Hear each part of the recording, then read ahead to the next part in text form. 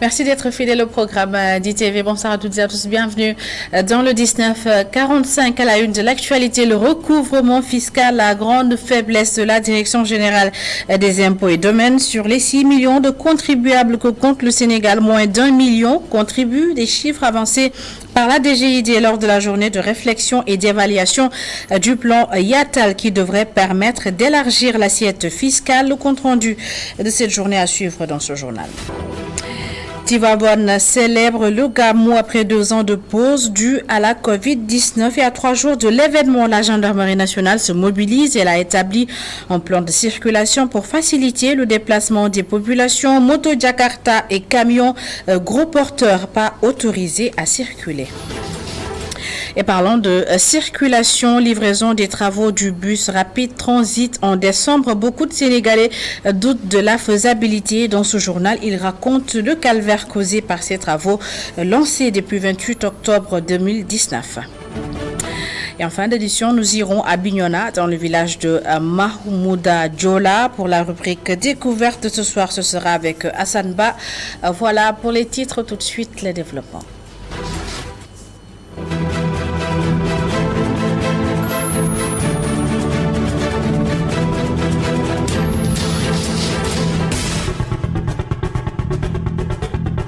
Bienvenue à toutes et à tous. Moins d'1 million de Sénégalais s'acquittent de leurs impôts. C'est ce qui ressort de la journée d'études et de réflexion organisée par la Direction générale des impôts et domaines. La DGID et ses partenaires ont fait le point sur le programme Yatal lancé en 2021 et qui devrait permettre l'élargissement de l'assiette fiscale. Mamadou Sy et Sidignan ont assisté à la cérémonie. Voici leur compte rendu.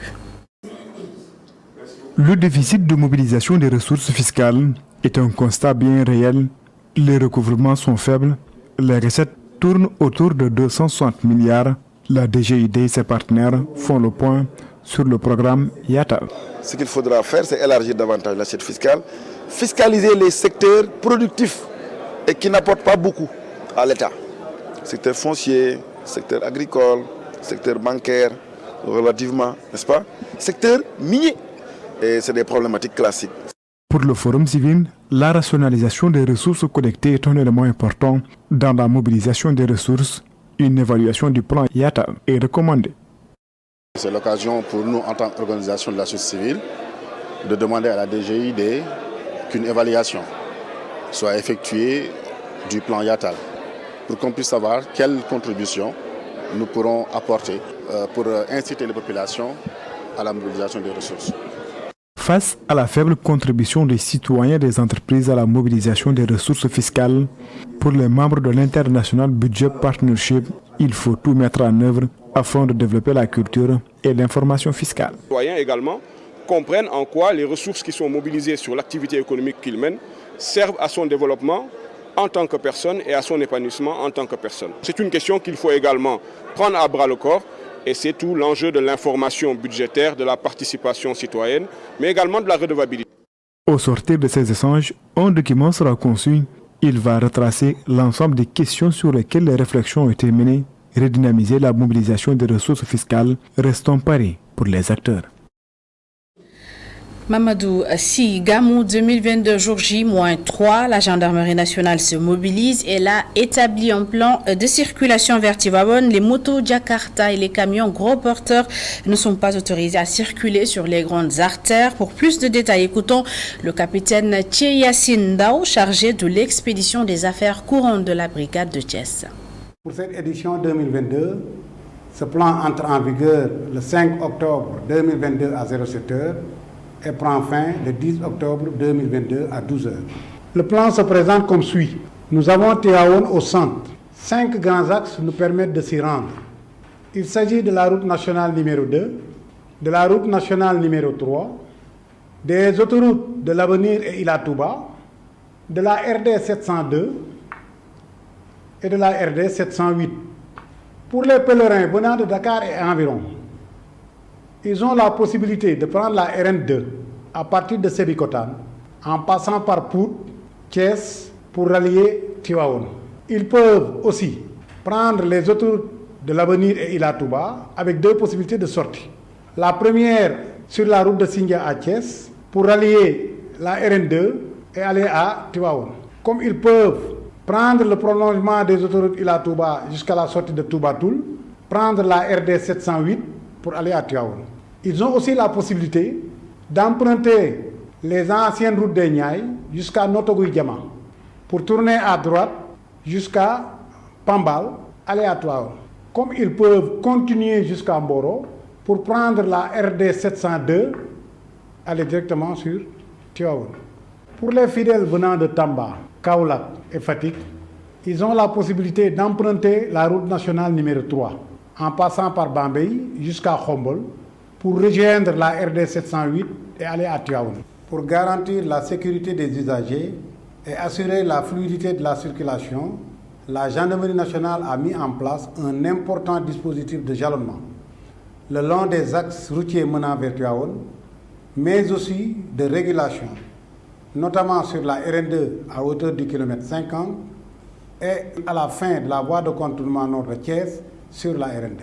Et puis ce 5 octobre, le monde entier célèbre les enseignants au Sénégal. L'Union syndicale pour une éducation de qualité a célébré la journée mondiale des enseignants. La cérémonie a été l'occasion pour eux de revenir sur l'importance de leur métier. La question du budget qui leur est alloué a également été au cœur des discussions. L'USEC souhaite une année scolaire apaisée. Voyons le compte-rendu de Mme Seynabou Babou et Seydina Mbaye. La journée mondiale des enseignants, JME, a été l'occasion pour l'Union syndicale pour une éducation de qualité, l'USEC, de souligner les différents problèmes basiques qui gangrènent notre système éducatif. La construction d'écoles, de collèges, de cases, de centres de formation professionnelle, de lycées, d'universités publiques, pour que l'offre publique d'éducation réponde à la forte demande existante, pour aussi mettre fin aux classes pléthoriques, voire hyper-pléthoriques. Le recrutement et la formation professionnelle adéquate d'enseignants et d'enseignantes, chercheurs en nombre suffisant. 1 000 milliards de budget est consacré à l'éducation nationale. C'est insuffisant aux yeux de ces enseignants qui proposent de trouver d'autres sources de financement. On recommande qu'il faut trouver d'autres solutions de financement de l'éducation. Le financement à partir du budget, ça ne peut pas suffire. Donc il faut ce qu'on appelle trouver du financement, d'autres sources de financement. Le Sénégal va exporter du pétrole et du gaz. Les recettes qui vont en être issues, une bonne partie on devait pouvoir affecter une bonne partie à l'éducation et à la formation. Les enseignants prônent pour une année scolaire apaisée. Ils invitent l'État à respecter les accords signés. Nous le clamons, nous allons travailler à ça. Il y a un mais cependant qui va l'accompagner. Le mais, il est lié à des impératifs.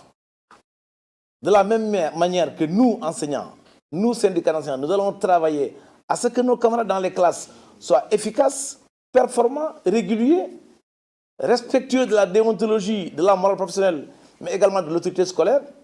De cette même manière, nous allons appeler l'autorité. Chacun, en ce qui le concerne, a joué sa partition. Les enseignants interpellent les pouvoirs publics à investir davantage dans l'éducation.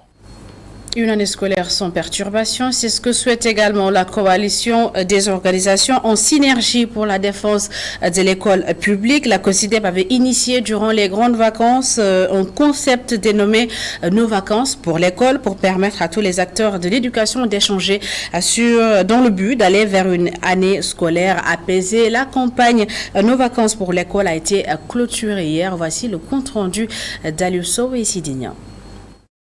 La coalition des organisations en synergie pour la défense de l'éducation publique au Sénégal a profité des grandes vacances pour réfléchir sur des thématiques qui concernent le système éducatif. Plus de 300 acteurs et une vingtaine d'experts de profils différents ont planché sur des questions à fort enjeu. Objectif, avoir un système éducatif apaisé et durable.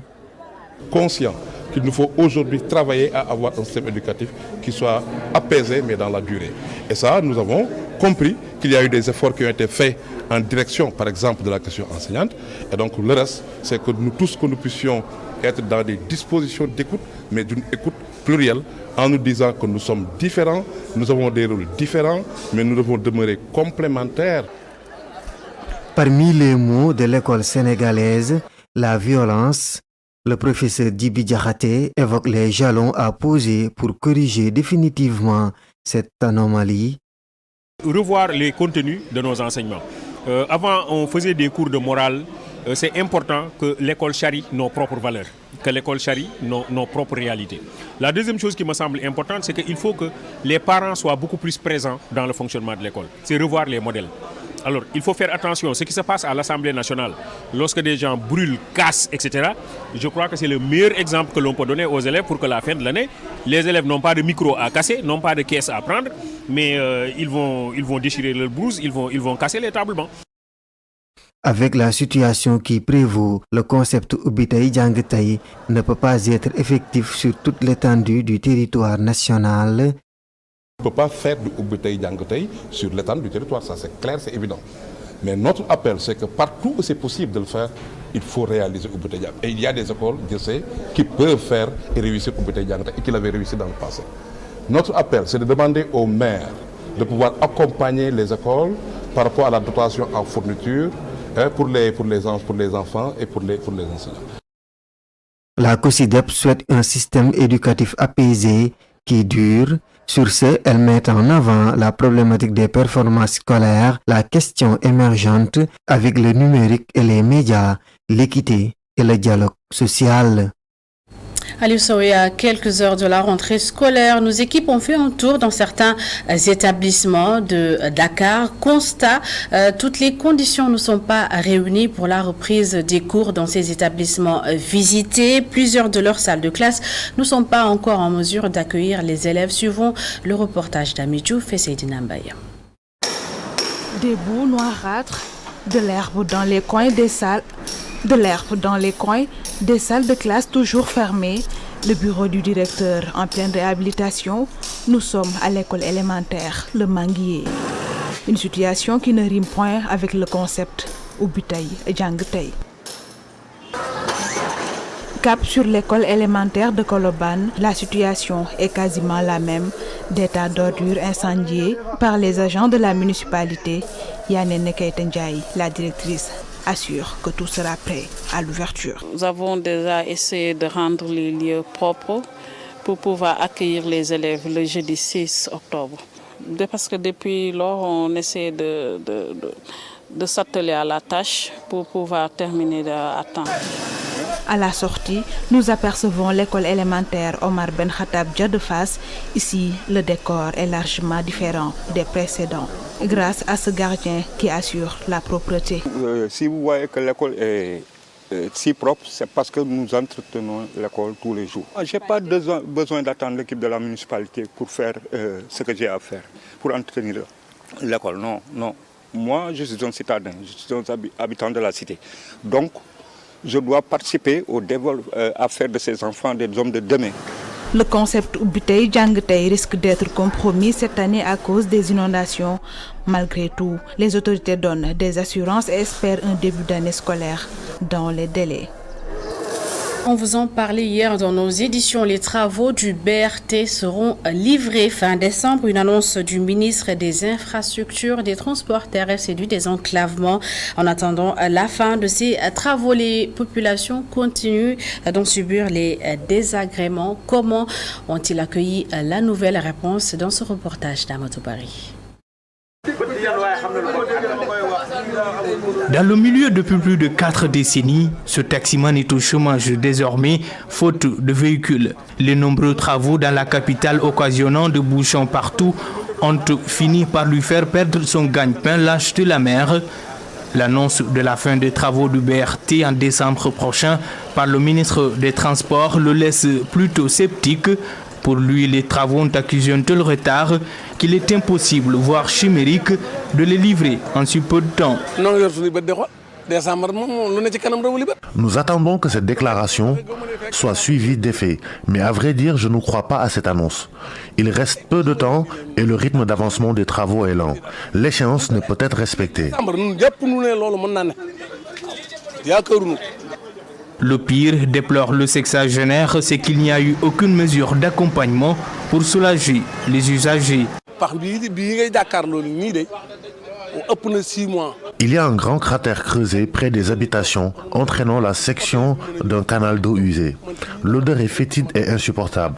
Mon fils a été percuté par un véhicule à cause des travaux.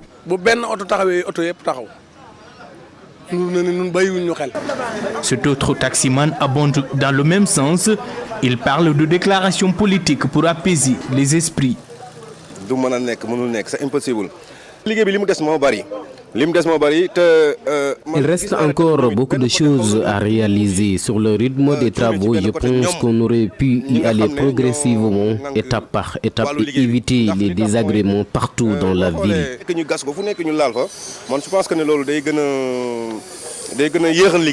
De passage sur cette avenue où les travaux ont pignon sur rue, ce riverain estime qu'il faut faire plutôt preuve de patience. Pourvu que le travail soit bien fait, c'est l'essentiel. Une fois que tout sera bien fait, les désagréments seront un lointain souvenir. Entamé il y a 3 ans pour faciliter la circulation dans Dakar, selon les prévisions, le BRT transportera jusqu'à 300 000 voyageurs au quotidien. Allons à présent dans le nord du pays, à Ndjoum. Plus précisément, les populations étaient dans la rue pour dénoncer l'état dans lequel se trouve l'hôpital de Ndjoum. L'infrastructure sanitaire est dans un état de délabrement inquiétant. Les habitants demandent un relèvement du plateau technique de la structure. Voyons tout cela avec Momar Alesnian et Mokhtar Sek. L'hôpital de Ndjoum est malade. Le constat est fait par les populations qui se sont donné de la voix pour dénoncer le manque criard de matériel auquel l'institution sanitaire fait face. Depuis plusieurs années, l'hôpital régional de Ndjoum est confronté à plusieurs difficultés liées à un plateau médical faible pour pouvoir assurer le bon fonctionnement de cette structure, en particulier le scanner. En effet, l'hôpital est à mi-chemin entre Saint-Louis et Ourossogui, distant plus de 200 km. Malgré ce rayonnement, la structure n'a jamais bénéficié d'un scanner qui est un outil incontournable pour la posée de diagnostic des malades à l'ère du XXIe siècle. C'est cette raison que la population du département de Podor s'est mobilisée en masse pour demander au président de la République, qui est notre seul interlocuteur capable de décanter la souffrance de la population de cette zone. De nombreuses promesses ont été tenues sans résultat, mais les patients sont toujours évacués à Ourossogui ou à Saint-Louis pour plus de 400 km en aller et retour. Ces populations se disent déterminées à continuer cette campagne de dénonciation jusqu'à ce que les autorités réagissent et de manière positive. Allons à présent à Ngoundiane. Poste de santé et district sanitaire ont réceptionné plusieurs médicaments et une ambulance médicalisée. Une dotation de la commune de Ngoundiane évaluée à près de 20 millions de francs CFA. Le personnel médical s'est réjoui de cet appui de la municipalité en cette période propice au paludisme. Voyons tout cela avec Isidore Alexandre Sen. Le personnel sanitaire de Ngoundiane et du district sanitaire de Khombol se sont soulagés suite à la mise en place d'équipements médicaux par les autorités municipales. Ce que nous venons d'assister aujourd'hui, la mairie de Ngoundiane a l'habitude de le faire chaque année. Et j'ai l'habitude de dire que nous sommes parmi les premiers communes. Je n'ose même pas dire dans l'arrondissement de Thiénaba, mais dans la région de Thiès à recevoir nos fonds de dotation. Et il paraît que les fonds de dotation ne sont même pas encore sortis, mais la mairie a anticipé pour résoudre notre problème parce que c'est en ce moment, vu le nombre de malades qui sont au niveau des postes, la demande est trop forte et on a besoin de ces médicaments.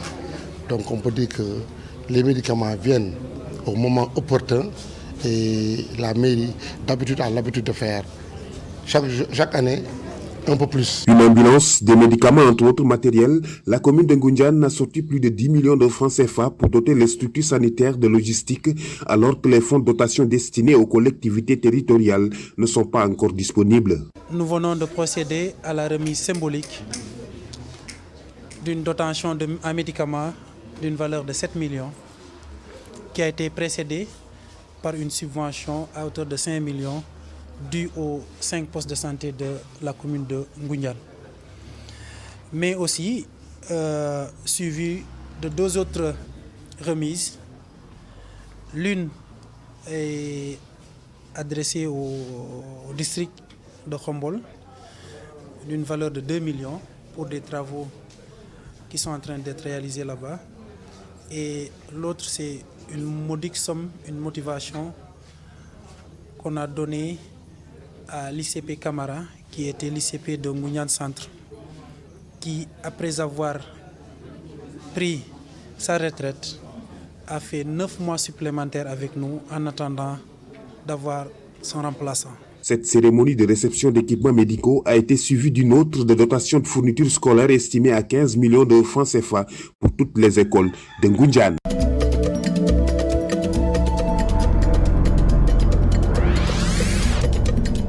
La rubrique découverte de ce soir nous amène dans le sud du pays, à Bignona, dans le village de Mahmouda, à Djola, un village dépourvu d'infrastructures de base. Le cri du cœur de ses habitants dans ce reportage d'Assadba et d'Aouda Sambou.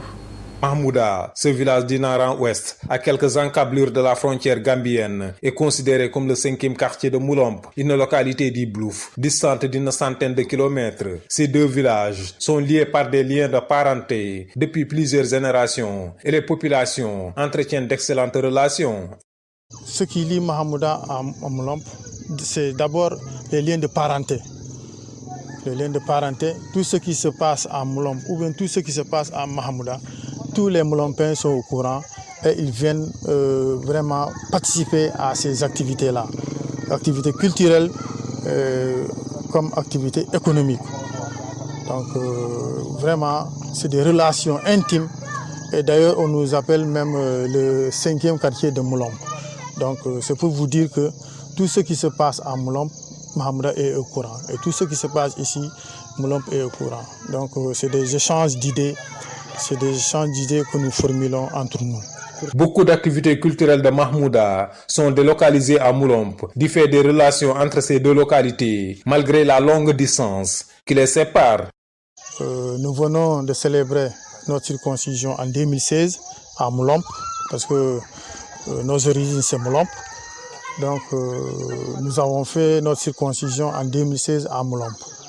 Donc c'est une activité aussi culturelle dont les parents vraiment s'adonnent. Ce village centenaire a été fondé par les familles Diatta et Sambou. Ce sont les 2 seulement qui se succèdent pour la chefferie, mais aussi pour l'imama. Donc c'est un vieux village. Donc les premiers habitants c'était la famille Diatta et la famille Sambou. Donc c'était les 2 premiers habitants du village. Aujourd'hui, c'est d'ailleurs même la famille Diatta qui dirige les activités ici avec la famille Djola. Ce sont eux qui assurent la chefferie. Donc aujourd'hui, le chef de village est de notre famille, la famille Sambou. Comme beaucoup de villages dans cette zone du Nord-Ouest, les principales activités à Mahmouda restent l'agriculture, l'arboriculture et l'élevage. Mais l'enclavement constitue un véritable frein au développement de cette localité. Mais en vain, la plupart de nos productions pourrissent, vu l'état de la route d'abord que vous voyez comme ça. Et en dehors de cela aussi, l'écoulement de nos marchandises fait problème. L'écoulement de nos marchandises fait problème. Si ça aurait été pas la Gambie qui était un peu proche de nous, on allait avoir de sérieux problèmes. Mais malgré ça aussi, on a toujours de sérieux problèmes parce qu'en hivernage, on ne parvient pas aussi à écouler nos marchandises, ni vers le Sénégal, ni vers la Gambie, vu l'état des routes. Dans cette localité aussi, les infrastructures sanitaires sont quasi inexistantes. Et ici, ce sont les motos Jakarta qui servent d'ambulance parfois pour l'évacuation des malades vers Djouloulou. Des fois, nos Jakarta sont utilisés comme ambulance pour amener nos malades. Comment les amener avec cette route chaotique? Et surtout quand il pleut encore, ni voiture, ni Jakarta, tout glisse. Nous voudrions, si cela serait possible, peut-être avoir du goudron de Djouloulou à l'embarcadère de Katak, de Djouloulou à Tranquille, Touba Tranquille. Avec l'enclavement de cette zone, le village de Mahmouda se tourne souvent vers la Gambie voisine pour se soigner, scolariser ses enfants et écouler ses productions. Pourtant, dans cette localité, un récital de Coran a été organisé pour la réussite du nouveau gouvernement dirigé par Amadou Ba, mais aussi pour le ministre des Infrastructures aériennes Doudouka, qui a beaucoup aidé ce village.